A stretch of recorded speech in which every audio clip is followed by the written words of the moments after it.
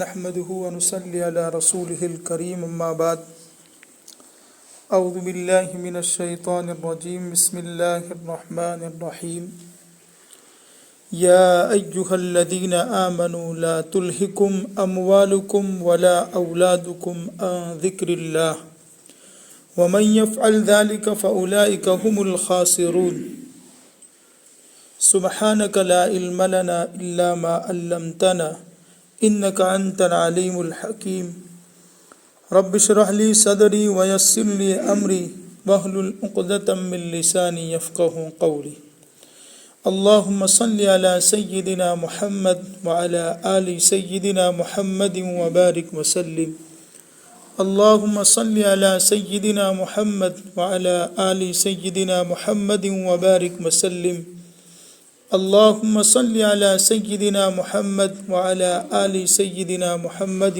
وبارك وسلم. محترم دوستو، بزرگوں، ہم سب مسلمان ہیں. کون ہے بھائی؟ بولیے مسلمان. اور مسلمان جو ہیں آزاد نہیں ہیں. ہم آزاد نہیں ہیں بلکہ ہم غلام ہیں. آزاد اس کو کہتے ہیں کہ جو کسی کے ماتحت نہ ہو، وہ اپنے مرضی سے جو چاہے کرے. اور غلام اس کو کہا جاتا ہے کہ اس کا کوئی مالک ہے، اس کا کوئی شیٹھ ہے، اس کا کوئی آقا ہے، اس نے اس کے حوالے کر دیا ہے اپنے آپ کو. جیسے اسلام میں غلام ہوتے تھے، اسلام نے بہت سی سزاؤں پر غلاموں کو آزاد کرنے کی ترغیب دی. اسلام کے زمانے میں، صحابہ کے زمانے میں جب جہاد کے لیے جاتے تھے صحابہ، اور دشمن جو مقابلے کے لیے آتے تھے، تو اس میدان میں جو دشمن پکڑے جاتے تھے، جو مرد پکڑے جاتے تھے، یہ مسلمانوں کے غلام بنا دیے جاتے تھے. اور عورتیں پکڑی جاتی تھی تو ان کو باندی بنا دیا جاتا تھا. اور یہ اب یہ غلام اور یہ باندی بن گئے. اللہ کے رسول صلی اللہ علیہ وسلم پھر ان غلاموں کو تقسیم فرما دیتے تھے مسلمانوں کے درمیان، صحابہ کے درمیان. اب یہ بالکل غلام بن کر جس کے ہاتھ اور جس کے قبضے میں چلے گئے، وہ ان کے ہاتھ کے نیچے. اگر وہ ان کو بیچنا چاہے مالک تو ان کو بیچ دیتا تھا، اگر آزاد کرنا چاہے تو آزاد بھی کر سکتا تھا، اور اپنے ماتحت رکھ کر کے ان سے کام لینا چاہے تو کام بھی لیتا تھا.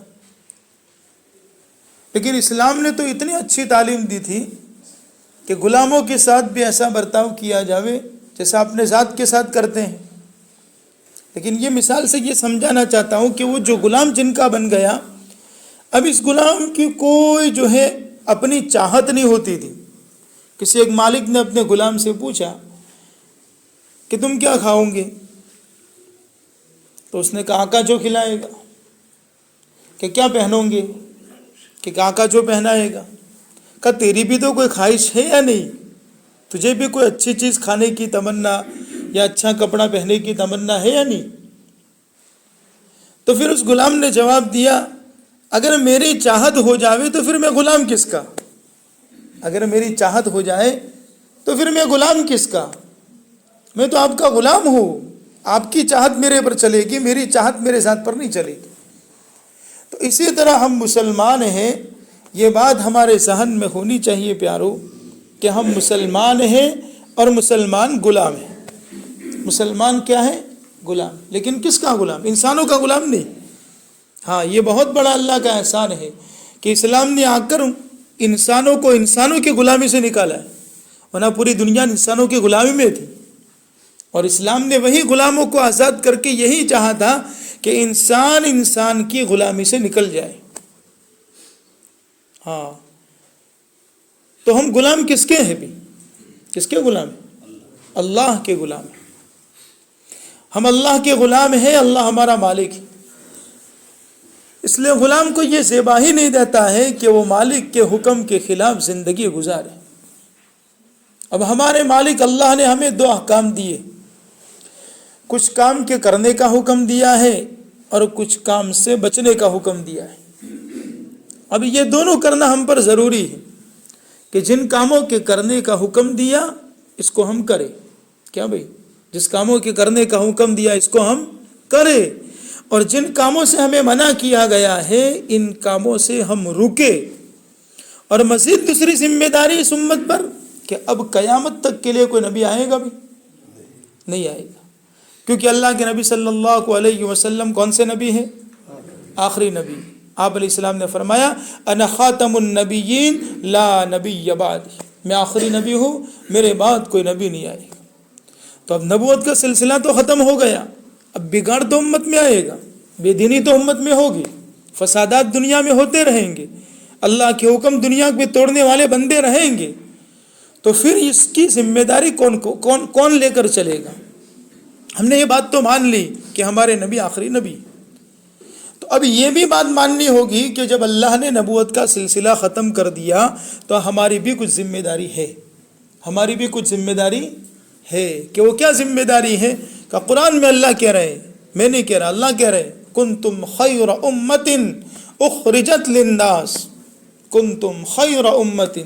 پہلے تو اللہ نے تعریف کی کہ تم بہترین امت ہو، ہاں، کہ محمد صلی اللہ علیہ وسلم کی یہ امت بہترین امت ہے، تمام امتوں سے اچھی امت ہے، بھلی امت ہے. لیکن یہ اچھائی کیوں ہے؟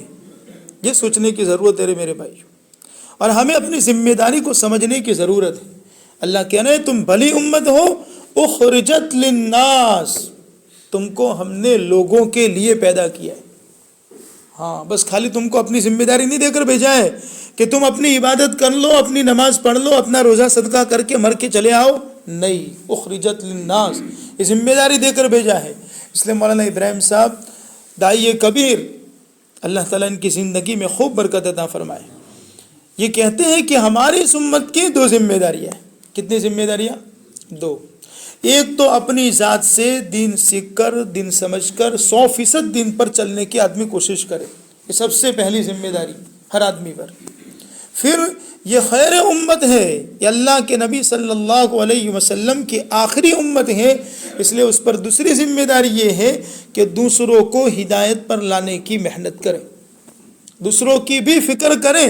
ہاں، ہدایت ہم کسی کو نہیں دے سکتے، انک لا تہدی من احببت ولکن اللہ یہدی من یشاء.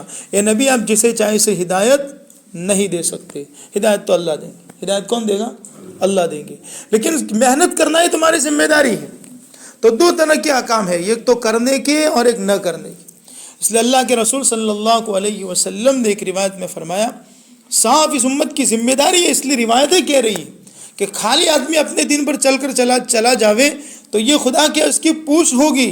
اللہ کے رسول صاحب کہہ رہے ہیں کلکم رائن وکلکم مسئول عن رعیتی، کہ تم میں کا ہر ایک ذمہ دار ہے، اور قیامت کے دن اس کو اپنی ذمہ داری کے بارے میں سوال کیا جائے گا، اس سے پوچھا جائے گا کہ تو نے اپنی ذمہ داری کے نبھانے کی کتنی کوشش کی. ہاں، تیرے بس میں تھا، اتنی تو نے کوشش کر لی، ہدایت تو میرے ہاتھ میں تھی، لیکن تجھے محنت کرنا، تجھے جو ہے اوامر پر لوگوں کو لانے کی محنت کرنا، اور نواہی سے جن کاموں کے نہ کرنے کا خدا نے حکم دیا ہے اس سے لوگوں کو روکنا، یہ تیری ذمہ داری تھی. اس لیے اللہ کے رسول صحابہ نے پوچھا تھا اللہ کے رسول بہت سی باتیں ایسے جو ہم نہیں کرتے ہیں اس پر، تو کیا اس کی ہم دعوت دیں لوگوں؟ تو اللہ کے رسول نے صاف فرمایا ہاں، اگر اچھے تم عمل نہیں کرتے ہو لیکن دوسروں کو اس کی دعوت دو، یہ تمہاری ذمہ داری. تو جو اصل بات میں عرض کرنا چاہتا ہوں، ابھی 14 تاریخ کو ہماری اترن آئے گی، ہماری نہیں کہہ سکتے، ہماری ہے ہی نہیں، غلط لفظ بول دیا میں نے، یہ تو اسلام کا اس سے کوئی لینا دینا نہیں. لیکن گہروں کے درمیان رہتے رہتے رہتے رہتے مسلمانوں نے اس کو معمولی سمجھ لیا، معمولی سمجھ لیا، حالانکہ یہ معمولی چیز نہیں. ہم سب اس کی تاریخ سے واقف ہے. بارہا جب بھی یہ تہوار آتا ہے علماء ہمیں متنبع کرتے، بارہا تہوار سے پہلے بیان ہوتا ہے. ہم سب کو معلوم ہے کہ یہ اس کا تہوار کس طرح شروع ہوا، کس نے شروع کیا، اس کی حقیقت کیا تھی، ہم سب جانتے، لیکن ہم اس کو ہلکا لیتے. ہلکا نانا چھوکروں سے کری نوخت چھو دوست، چھوٹا بچہ ہے کیا اس میں بڑا گناہ نہیں، یہ معمولی نہیں ہے. اللہ کے رسول مجھے اور آپ کو ذمہ داری دے، وہ تو چھوٹا ہے نا، لیکن تم تو بڑے ہو نا، تمہاری ذمہ داری کیا ہے؟ اللہ کے رسول نے مجھے اور آپ کو یہ ذمہ داری دی ہے من رأى منکم منکرا فلیغیرہ بیدہ فإن لم یستطع فبلسانہ فإن لم یستطع فبقلبه وذلك اضعف الایمان. ایمان بتاڑو سے ایمان کہ اگر تمہارے پاس ایمان ہے، تم مسلمان ہو اور ایمان کی نعمت تمہارے پاس ہے، تو ایمان کے 3 درجے ہو سکتے. اس 3 درجوں کے علاوہ چوتھا ایمان کا درجہ ہے. سب سے اعلیٰ ایمان کا درجہ یہ کہا من رأى منکم منکرا، تم میں سے جو کسی برائی کو دیکھے، نافرمانی کو دیکھے، تو اس کی ذمہ داری ہے کہ اس کو ہاتھ سے روک دے. اب مجھے بتاؤ کہ باپ ہاتھ سے اپنے بیٹے کو نہیں روک سکتا، اس کی پتنگ پھاڑ نہیں سکتا، اس کا دورہ جلا نہیں سکتا، ہم اپنے بھتیجے کے ہاتھ سے نہیں کھس سکتے. کیا طاقت ہے کہ نہیں ہمارے پاس؟ اس لیے علماء نے لکھا ہے کہ جہاں ہاتھ سے کام چل سکتا ہے وہاں ہاتھ سے کام لے، وہ ہاتھ سے کام لے، روکے اس کو. اور پھر کہا کہ اگر جہاں ہاتھ سے کام نہ چل سکتا ہو فَإِن لَمْ يَسْتَطِعْ، اگر اتنا ایمان کا پاور تمہارے پاس نہیں ہے کہ تم ہاتھ چلا کر کے اس کو روک سکو، تو کہا زبان سے روکو، زبان سے سمجھاؤ بیٹے کو، زبان کو روکو. اور اگر اتنی بھی طاقت نہیں ہے تو آخری درجہ ایمان کا فرمایا دل سے اس کو برا سمجھو، دل سے اس کو برا سمجھو. اور پھر صاحب کہہ دیا اللہ کے رسول نے وَذَلِكَ أَضْعَفُ الْإِيمَانِ، یہ ایمان کا کمزور درجہ ہے. ایمان کا کمزور درجہ یعنی کہ دل سے دیکھ کر کے اس نافرمانی کو دل اندر سے بے چین ہو جانا چاہیے. اگر اندر سے بے چینی ہو رہی ہے تو پھر اپنے بارے میں یہ طے کرو کہ میرے پاس کمزور ایمان ہے. اب میں آپ سوچئے ہر سال تہوار آتا ہے، ابھی تو یہ تہوار نہیں آیا ہے، غیروں نے تو اس کو شروع نہیں کیا اور ہمارے بچوں نے شروع کر دیا ہے، لیکن کیا میں اس کو دیکھ کر میرا دل اندر سے بے چین ہے؟ اگر نہیں ہے تو پھر اپنے ایمان کے بارے میں سوچنے کی ضرورت ہے. عبداللہ ابن مغفل ایک صحابی ہے، ان کا بھتیجا تھا، چھوٹا سا بھتیجا، کم عمر، لکھا ہے کتاب میں حیات الفضائل صدقات میں واقعہ ہے. وہ قذف سے کھیلتا تھا. خذف لفظ ہے. خذف کہتے ہیں انگوٹھے پر کنکری رکھنا پھر انگلی سے پھینکنا. چھوٹے بچوں کی عادت ہوتی ہے انگلی پر کنکریاں رکھ کر کے اس طرح پھینکنے کی. تو عبداللہ ابن مغفل نے اپنے اس بھتیجے کو دیکھا تو کہا، روکا اس کو کہ بھتیجا ایسا رک جائے، ایک کام مت کر. اللہ کے رسول نے منع فرمایا کہ اللہ کے رسول نے یوں فرمایا کہ ایسا کام کرنا کہ جس سے کوئی فائدہ نہ ہو، یعنی تمہاری اس کنکری سے کوئی شکار تو ہوگا نہیں اور اس سے کسی دشمن کو نقصان تو پہنچے گا نہیں. ہاں کسی کی آنکھ میں لگ گیا تو آنکھ پھٹ جائے گی، کسی کے دانت پر لگ گیا تو دانت ٹوٹ جائے گا. تو بھتیجا چچا کی بات مان کر کے رک گیا. لیکن جب عبداللہ ابن مغفل کسی اور کام میں لگ گئے تو بھتیجا نے دیکھا چچا چلے گئے یا کسی کام میں لگ گئے، پھر وہ اپنی کنکری سے کھیلنے لگا. عبداللہ ابن مغفل دوبارہ دیکھ گئے تو قسم کھا دی. چھوٹا سا بچہ ہے، کم عمر، لکھا ہے چھوٹا سا بچہ ہے، لیکن کیا کہہ رہے ہیں، میں تجھے اللہ کے رسول صلی اللہ علیہ وسلم کی بات سنا رہا ہوں کہ اللہ کے رسول نے خذف سے منع فرمایا ہے، انگلی پر کنکری رکھ کر کے پھینکنے سے منع فرمایا ہے، اور تو دوبارہ کھیل رہا ہے. قسم کھا لی میں تجھ سے موت تک بات نہیں کروں گا. چھوٹا بچہ ہے لیکن اللہ کے رسول صلی اللہ علیہ وسلم کی بات کی کتنی عظمت ہے دل میں، قسم کھا کر کے رہے. اور پھر حضرت نے لکھا کہ دوسرے قصے میں تو آخر میں یہ جملہ ہے کہ انہوں نے یوں کہا، میں تیرے جنازے میں بھی نہیں آؤں گا اور تیری عیادت نہیں کروں گا. اگر تو بیمار ہو گیا تیری بیمار پرسی نہیں کروں گا اور تیرے جنازے میں نہیں آؤں گا. ابھی چھوٹا بچہ ہے، کتنے سخت جملے کہہ رہے ہیں.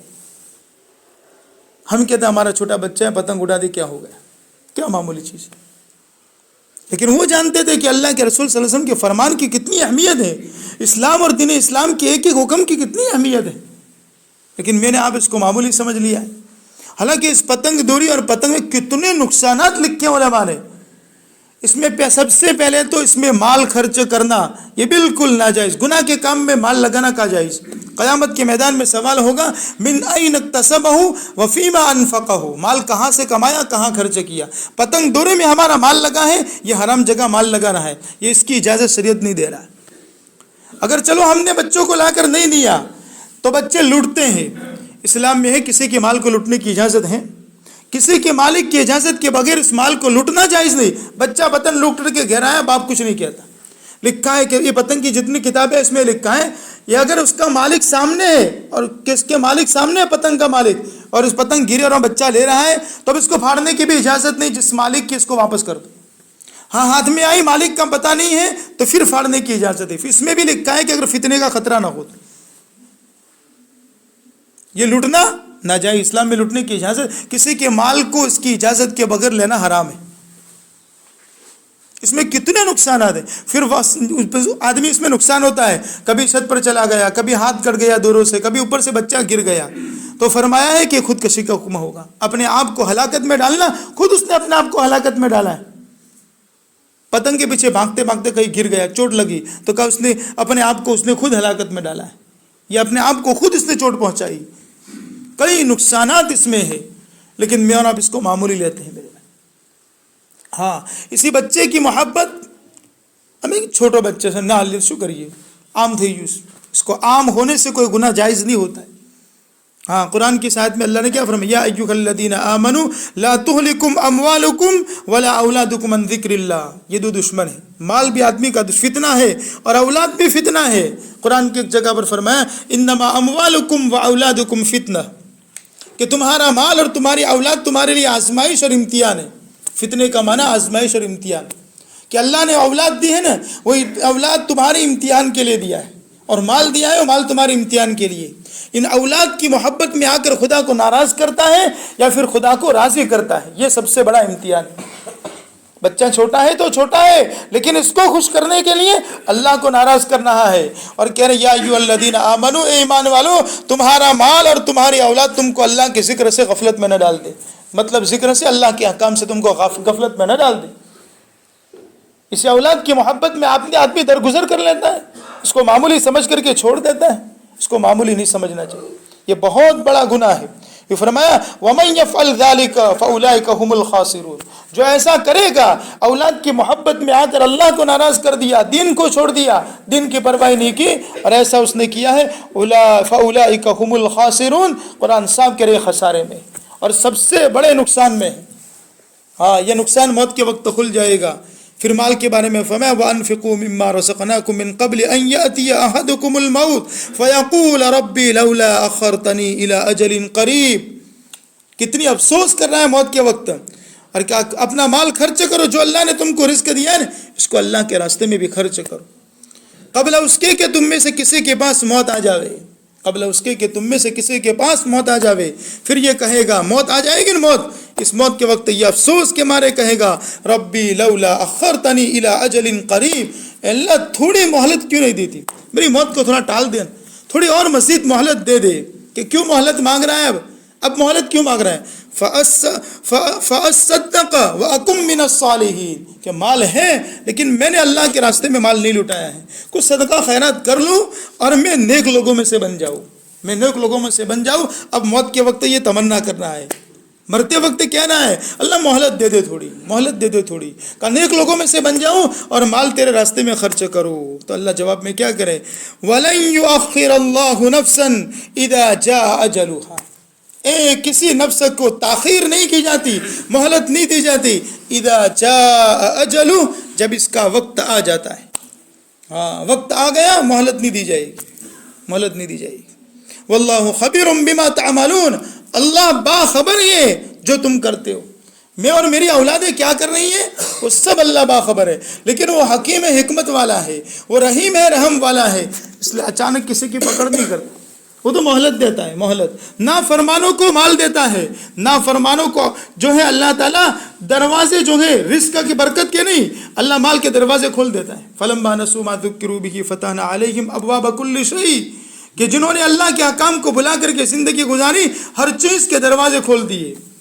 کہ اچھا ایک دکان چلتی تھی، مہینے کی انکم 1 لاکھ تھی، 2 لاکھ کر دی. اب یہ اسی میں پھنس جاتا ہے، یہ اسی میں پھنس جاتا ہے کہ اللہ ناراض ہوتے تو مجھے میری پکڑ ہوتی نا، میں نماز نہیں پڑھتا، میری اولادیں نماز نہیں پڑھتی، میرے احکام میری زندگی میں نہیں ہے، تو اللہ میری زندگی تو کوئی تنگ نہیں ہے.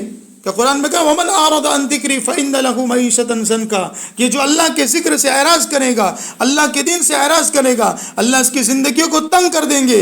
تو یہ بھی سمجھتا ہے کہ میری زندگی تو کوئی تنگ نہیں ہے، میں تو خوشحالی کے ساتھ زندگی گزار رہا ہوں، تو اللہ کی پکڑ مجھ پر نہیں ہے. لیکن یہی نہ سمجھے کہ اللہ کی پکڑ نہیں ہے، اللہ نے اس کو ڈھیل دے رکھی ہے. ہاں، فلما نسوا ما ذکروا به فتحنا علیہم ابواب کل شیء حتی فرحوا. پھر اترانے لگتا ہے اس پر. فَأَخَذْنَاهُمْ بَغْتَةً. پھر اچانک اللہ اس کی پکڑ کرتے ہیں، اچانک اس کی پکڑ کرتے ہیں. پھر آدمی ہکا بکا رہ جاتا ہے. اللہ کی پکڑ سے اللہ ہم سب کی حفاظت کرتے ہیں. ہاں، اس لیے ابھی یہ جو تہوار ہے نا، پتنگ کا تہوار، اس کو معمولی نہ سمجھے. اپنے بچوں کو سمجھاوے، اس روایت پر عمل کرے. من رأى منکم منکرا فلیغیرہ بیدہ. اپنے ہاتھ سے بچوں کی پتنگ پھاڑ دے، دونا پھاڑ دے ان کو. اور محلوں میں اپنی نگرانی رکھے. ہر ایک صرف یہ مول صاحبوں کی ذمہ داری نہ تھی، ہر ایک کی ذمہ داری. کن کلکم رائن وکلکم مسئول عن رعیتی، ہم میں سے ہر ایک کی ذمہ داری ہے جو نافرمانی دیکھو اس کو روکو. خالی دعوت چل 4 مہینوں کی نماز کی دعوت نہیں ہے، پورے دن کی دعوت. اور یہ بھی دین کا ایک حکم ہے کہ بچوں کو خدا کے حکم کی نافرمانی سے روکنا یہ بڑوں کی ذمہ داری. ہاں، اس لیے اس موقع پر سب طے کریں، ہمارے سامنے کوئی بچہ اس طرح پتنگ کے پیچھے بھاگتا ہوا نظر آوے، محلوں میں نظر آوے، ہم حکمت کے ساتھ اس کو روکے. ہم ہر ایک روکے، ہر ایک کی ذمہ داری. ہم روکیں گے تو انشاءاللہ یہ ماحول ختم ہوگا، یہ ماحول ختم ہوگا. اللہ تعالی ہمیں عمل کی توفیق عطا فرمائے.